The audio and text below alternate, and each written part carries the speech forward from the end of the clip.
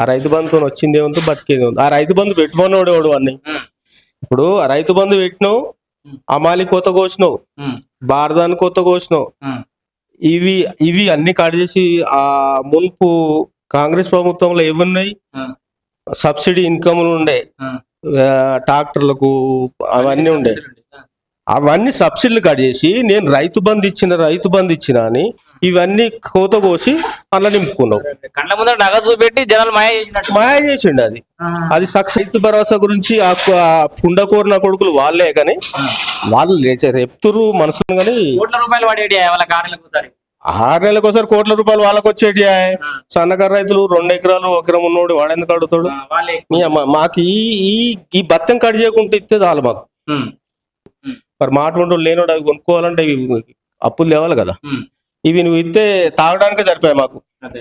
రైతు బంధు వచ్చినారా మేము తాగకుండా పోతున్నాము అంటే తాగుతలు చేసి కూర్చున్నాడు. బాబు ఏం పేరే? కోటగిరి మల్లె. ఇందిరా మిల్లే. ఎన్ని ఇళ్ళు వచ్చినాయి మీ ఊరికి? అందాదా 180 ఇండ్లు ఏమో వచ్చినాయి. అంతేనా? చానే కడుతురు. అందరికి వచ్చినాయి కానీ మరి కొంతమంది ఇంకా కట్టలేదు. కొంచెం ఇంకా సస్పెన్స్ ఉన్నారు. కట్టుకుంటేనే పైసలు వస్తాయి, కట్టుకోకపోతే కట్టుకున్న వాళ్ళకైతే వస్తున్నాయి. ఇప్పటి వరకు అయితే వస్తున్నాయి పైసలు. ఎట్లుంది ఇందిరమ్మ ఇల్లు అంటే ఈ కాన్సెప్ట్ ఎట్లుంది? ఇందిరమ్మ ఇళ్ళ కాన్సెప్ట్ మంచిగా ఉందా? కేసీఆర్ డబుల్ బెడ్రూమ్ కాన్సెప్ట్ మంచిగా? ఇది బాగుంది. అది అయితే అది ఉన్నోనికి వాళ్ళ లీడర్లకే తినబెట్టిర్రు, వాళ్ళ పక్క పుంటున్నోడే తిన్నాడు. అది బిఆర్ఎస్ పార్టీలా వాళ్ళకే తిన్నారు కానీ వేరే జనానికి అందుబాటులో ఉన్నోనికి ఇయ్యలేదు. వాళ్ళు పేదోళ్ళకి వాడు ఎవడు ఇయ్యలేదు. వాళ్ళ పార్టీ తరఫున ఉన్నోనికే తిన్నారు వాళ్ళు. అంతేనా? కాదు, ఇప్పుడు డబుల్ బెడ్రూమ్లు మంచిగా కట్టి రంగులేసి చేతికి తాళ చేస్తే నయం లేకుండా ఇది నుండి కట్టుకోవాలి, పని చేయాలి, అదంతా అది కష్టకాలం. అది 3 ఏళ్ల పరిపాలన. అది 3 రోజుల వరకే వచ్చింది. అది వాడు కింద బేస్మెంట్ పెట్టి రౌతు లేకుండా ఏది లేకుండా బేస్మెంట్ పెట్టి ఆయనతో పోసిండు, కలర్ వేసిండు, డబుల్ బెడ్రూమ్ అన్నాడు. ఇది మాకు అట్లా ఉంటే రేపు మేం బతికేది కదా, వారి కొరకు కాదు. అది దాని గురించి అది ఈ ప్రాసెస్ చాలా న్యాయం ఉంది. మాకు తోచిన కాడికి పెట్టుకుంటాం, మాకు వెళ్తేనే పెట్టుకుంటాం, వెళ్ళందుకు ఉంటే అంతవరకే పెట్టుకుంటాం. అట్లా ఇది బందోబస్తు కట్టుకోవచ్చు. వెళ్తే రూపాయి పెట్టి కట్టుకోవచ్చు, వెళ్ళకుండా ఆ మందంలో ఎలా తీసుకోవచ్చు. ఇది ఆర్థికంగా ఉన్న వాళ్ళకు ఇది మంచి పని. వాళ్ళు దాదాపు 2 లక్షల మీద డబుల్ బెడ్రూమ్ కట్టి రాష్ట్రం అంతా కట్టింది దోపిడీ. అది అంత దోపిడీ, నిలువు దోపిడీ. అది అంతేనా? మాకు తెలిసిన కాడికైతే నిలువు దోపిడీ. అది పేదోనికి ఇయ్యలేదు. వాడు కమిషన్ తీసుకొని ఈతల లీడర్లు బతికిరు. అది అంతేనా? మొత్తం ఆగమైపోయింది తెలంగాణ, అప్లపాలైపోయింది, గోసపడుతుంది. ఇప్పుడు అనేది వాని బొమ్మ, వాని అప్లపాలైంది వాడు చేసి ముంచి అప్లపాలైంది మనకు చెప్తుండదు. వాళ్ళు చేసిపోయారు. ఇప్పుడు దీంట్లోనే ప్రూఫ్ చెప్పండి దాని గురించిన నిజము, దీనికి ఉన్న నిజం ఎంత వరకు. ఇప్పుడు 10 రూపాయలు కలిపితే మాకు వెళ్తే కలిపి కట్టుకుంటున్నాం, అవే పైసలతో కట్టుకుంటున్నాం. వాడు అది కూడా ఇయ్యలే కదా. ఎవరికో ఇస్తే అయిపోయింది 3 లక్షలు 6 లక్షలలో 7 లక్షలలో అయిపోయింది అని కలర్ వేసిపోయింది. కాదు, ఇప్పుడు రేవంత్ రెడ్డి వచ్చినాక మళ్ళీ వెనకటి రాజ్యం కరువు కాలం వచ్చింది, ఇక వానలు పడి ఇక కాలం కాదు, కరెంటు పోతుంది, అన్ని కష్టాలు వచ్చినాయి. రేవంత్ రెడ్డి వచ్చినాక పోయిందా కరెంటు పోయిందా? చెప్తారు గట్లే. ఎవరో అది తిన్నోనికి ఎంత అయినా ఆశ ఉంటుంది కదా, ఇంకా తినాలని ఆశ ఉంటుంది. దాని గురించి వాడు అంటే ఇంకా అధికారం రావాలి. కాంగ్రెస్ మళ్ళీ 20 ఏళ్ళ దాకా రావాలి. అది అంత బమ. అంది కాంగ్రెస్ రాదు అన్నది బమ. కేసీఆర్ బయటకు వచ్చింది కానీ అంత మారాలి. కేసీఆర్ బయటకు వస్తే పరిపాలన వాళ్ళకు ఉంటది. అది కాని పని. అదంతా మొన్నటిదాకా అంటే కేసీఆర్ ఫామ్ హౌస్ ఉన్నాడు, బయటకు రాలే. ఓకే, ఇప్పుడు బయటకు వెళ్ళి అంతా గదగదలు ఆడుతున్నారు. ఎవడు ఆడాడు? అదంతా పైస ఇస్తే పోతులు నిలబడుతున్నాం. పులి బయటకు వస్తుంది, అట్టుకోలేరా? పులి బోన్లోనే పంటది. అది అట్లే. అంతేనా? ఆ బోన్లకి బయటకు వెళ్ళదు. అది కాదు. మార్చే పరిస్థితి ఏం లేదు. అదేం జరగదు మాకు తెలిసిన కాడికైతే. కేటీఆర్ ముఖ్యమంత్రి అవుతాడేమో. అయిండు, ముఖ్యమంత్రి అవుతాడు. ఇక రేపు ఎల్లుండి అవుతాడు. అంతేనా? ఇప్పుడు కేటీఆర్ ముఖ్యమంత్రి అవుతాడా, హరీష్ రావు అవుతాడా, కవిత అవుతుందా? మనకు సంబంధం. అది మనకు సంబంధం. ఇప్పుడు వాళ్ళ ఇంట్లో కవిత పార్టీ పెట్టింది కదా, అది వాళ్ళ ఇష్టం. అది ఎవరి కర్మ వాడు.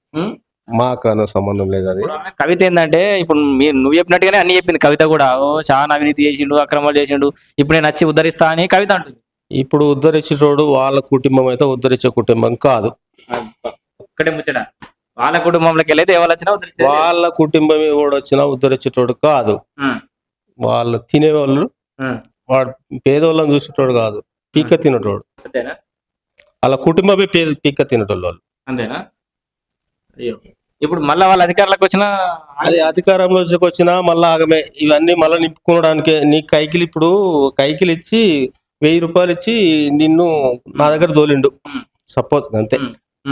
ఈ 1000 రూపాయలు నింపుకోవాలంటే 5000 వేయాలి నా మీద.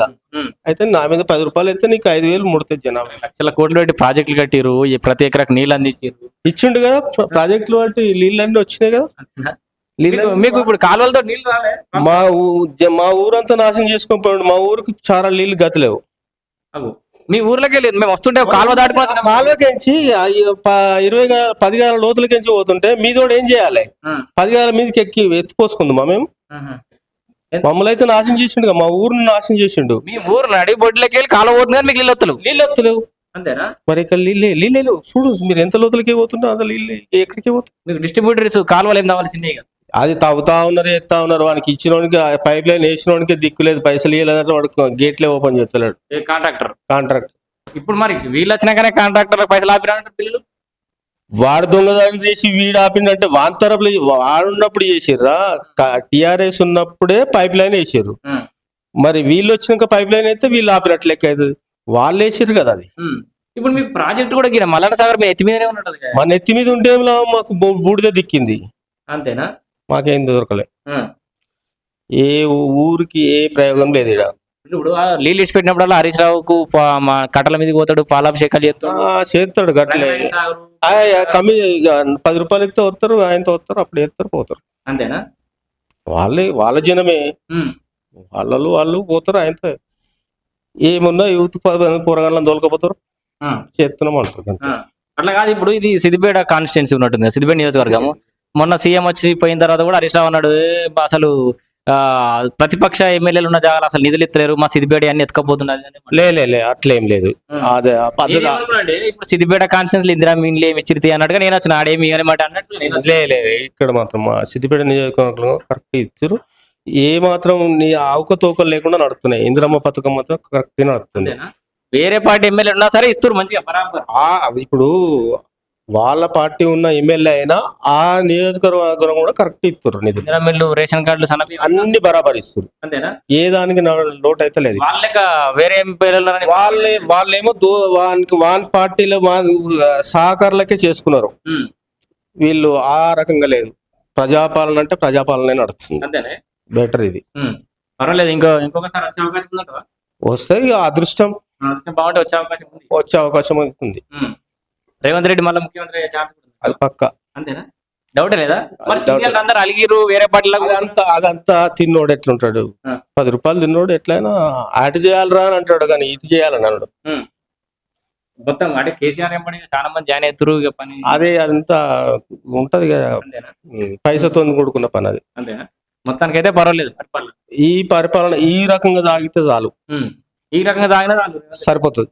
ఈయన పరిపాలన చేస్తలేదు కదా, దిగిపోతా. అది అంతా ఇక తిన్నోడు ఆయన అనడా. అంతేనా? అట్లుంటది. ఇప్పుడు 100కి 100 మార్కులు వేస్తున్నాడు 100 రేవంత్ రెడ్డికి. ఇలాంటి ప్రభుత్వం ఇంకా ఆయననే కాదు, రేవంత్ రెడ్డే కాదు, కాంగ్రెస్ ప్రభుత్వంలో ఏ ఎమ్మెల్యే ఏ ముఖ్యమంత్రి అయినా పర్వాలేదు, ఏ ఎమ్మెల్యే ముఖ్యమంత్రి అయినా ఈ రకంగా నడపాలి. ఈ రైతు భరోసా ముచ్చట్లు చెప్పు.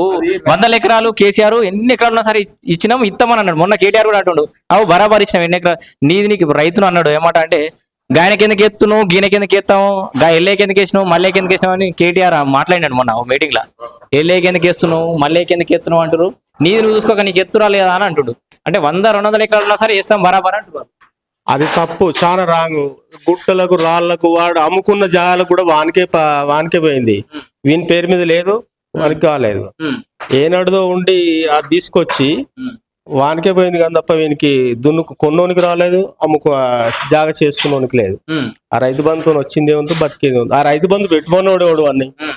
ఇప్పుడు ఆ రైతు బంధు పెట్టినావు, అమాలి కొత్త కోసినావు, బారదాన్ని కొత్త కోసినావు. ఇవి అన్ని కట్ చేసి ఆ మున్పు కాంగ్రెస్ ప్రభుత్వంలో ఏమున్నాయి? సబ్సిడీ ఇన్కమ్లు ఉండే, ట్రాక్టర్లకు అవన్నీ ఉండే.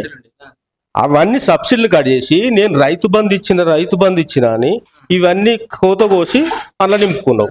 కళ్ళ ముందర నగదు చూపెట్టి జనాలు మాయ చేసినట్టు. మాయ చేసిండు. అది సక్సెస్ కాదు.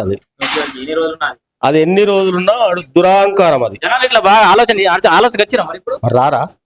ఇప్పుడు 5,000 రూపాయలు ఇచ్చి నాకు 100 క్వింటలు వండుతాయి. 100 క్వింటల కంటే క్వింటల్కు 300 పోతున్నాయి. ఎంత అవుతుంది? 13, 5, 6, 7,000 అయినాయి కదా. నువ్వు నాకు 5,000కి ఏమి ఇచ్చినావు? ఇంకా 5,000 రూపాయలు తిన్నావు. అంతేనా? ముందు పిచ్చిర్రా లేదా కాంగ్రెస్ ప్రభుత్వంలో బారదాను పుట్టిందా సుతులకి బారదాను మళ్ళా మీదికేంచి బోనస్ ఇచ్చారు. అవన్నీ కట్ చేసుకుని నువ్వే తిన్నావు. ఇప్పుడు వీళ్ళక సన్నోట్లకు బోనస్ ఇచ్చి గిట్టుబాటు ధర ఇస్తుందా రైతుకి? ఈ బోనస్ ఇచ్చినా సరిపోతుంది. గిట్టుబాటు ధర ఒకటి చూస్తే సరిపోతుంది. ఈ రైతు భరోసా గురించి రైతుల పెట్టుబడి సాయం గురించి ఎవరు రైతు భరోసా గురించి ఆ పుండకోరిన కొడుకులు వాళ్ళే కానీ వాళ్ళు చెప్తురు మనసును కానీ కోట్ల రూపాయలు పడేటి వాళ్ళ కార్యాలకు 6 నెలలకు ఒకసారి కోట్ల రూపాయలు వాళ్ళకి వచ్చేటి. సన్నకారు రైతులు 2 ఎకరాలు 1 ఎకరం ఉన్నోడు వాడెందుకు అడుగుతాడు? మాకు ఈ బత్తం కట్ చేయకుండా ఇస్తే చాలు మాకు. ఇప్పుడు మున్పటి 10 ఏళ్ల కింద అట్లే ఉందో ఆ రకంగా రైతులకు ఇన్పుట్ సబ్సిడీ ఆ సబ్సిడీలన్నీ ఇస్తే బెటర్. ఈ రైతు బంధు ఇచ్చినా సరే ఇవ్వకుండా సరే జనాలు బాగా ఆలోచన వచ్చారు. ఎందుకంటే ఇచ్చివి కోతి ఇప్పుడు 100% కట్ చేసి పారేసిండు. తిన్నాడా లేదా? ఇన్పుట్ సబ్సిడీ ఎంత మందికి లాభం అవుతుంది? అది మామూలు ఉన్నోడంటే కొనుక్కొచ్చుకుంటాడు. నువ్వు వేసుంటోళ్ళు ఉన్నోడు కొనుక్కున్నావు. మరి మాట్లాడు లేనోడు అవి కొనుక్కోవాలంటే ఇవి అప్పులు లేవాలి కదా. ఇవి నువ్వు ఇస్తే తాగడానికే సరిపోయాయి మాకు. రైతు బంధు వచ్చినారా మేము తాగకుండా పోతున్నాము అంటే తాగుతలు వేసి కూర్చున్నాడు. 100% వేస్ట్. ఈ ఉచితాలు అడ్డగోలుగా ఉచితాలు ఇవ్వాల్సిన అవసరం ఏం లేదు. ఉచితాలు ఎందుకు ఇస్తున్నావు? ఉచితాలు ఎవడు పెట్టుమన్నాడు? మీకు మేము కట్టం చేసుకుంటలేమా? ఉచితం ఇచ్చి సోమరిపోతులను చేసిర్రు. ఉచితం ఇవ్వకూడదు ఏ ప్రభుత్వం అయినా సరే. ఇప్పుడు ఈ హైడ్రా గురించి ఆలోచన తెలుసా? ఈ హైడ్రా మేము రాగానే అడమైన హైడ్రా బిడ్రా అని పెట్టిరు. మేము రాగానే ఎత్తేస్తామని అంటుండు కేసీఆర్. వాని బొందు ఎత్తేయడానికి నీ సొమ్ముగా ప్రభుత్వ భూములన్నీ నీ ఎమ్మెల్యేలు నీ ఎంపీలే ఆక్రమించుకొని కట్టి కూలగొడుతురు. తప్పేముంది? గరీబోని ఇల్లు కూలగొడుతుండే ఎవడన్నా? లేనోడు కొనుక్కున్న కూలగొడుతుర్రా? నీ ఎలా అంటే కుక్కడుగా సంపాదించిన వాళ్ళే కూలగొడుతున్నారు. వాళ్ళు కూడా గరీబ్ వాళ్ళని మోసం చేసి వీళ్ళు కబ్జా చేసుకొని గరీబ్ వాళ్ళకి ఇచ్చి చాలా మందికి వాడు ఉండలేదు అలా ప్లేస్ వాడిని తీసుకొని కబ్జా చేసి ఎమ్మెల్యేనే కదా ఇచ్చిండు కదా అని నమ్మి ఇప్పుడు మోసపోయింది వాళ్ళు గరీబులు. లేనోడు మోసపోయిండు. ఇప్పుడు వీళ్ళు కూలగొడుతుండు. అందులో వానికి పట్టేలేదా? వాడిని కూలగొట్టకుండా ఏం చేస్తాడు? ఇప్పుడు చెరువులు పార్కులు అన్ని కాపాడు. అది నంబర్ 1. రేపటి యుగానికి రేపటి తరాలకు కావాలి కదా. అది రేపు ఊర్ల పంట కూడా రావాలంట. అంత ఊర్ల పంట కూడా ఏడ కబ్జా ఉందో అదంతా రావాలి. వస్తే రేపటి ఫ్యూచర్ లో రేపు ఏముంటది? ఇలా ఉన్నోడే నువ్వు కబ్జా చేసుకోకపోతే రేపు వచ్చినోడికి ఏముండదు. ఏం లేదు. హైడ్రాబాద్ వంటిది పక్క అన్ని ఊర్లకు వస్తే ఏడు ఆక్రంగా సంపాదించినది అన్ని బయట తీయాలి. గవర్నమెంట్ సీలింగ్ భూమి అనేది ఉన్నదంతా వాళ్ళ దగ్గర ఉండాలి. గవర్నమెంట్ దగ్గర ఉంటే రేపు లేనోని ఫ్యూచర్ గా బతుకుతుంది. గవర్నమెంట్ దగ్గర ఉంటే మన భవిష్యత్ పిల్లలకు ఉన్నట్లు లెక్క. మన దగ్గరనే ఉంటే కాదు.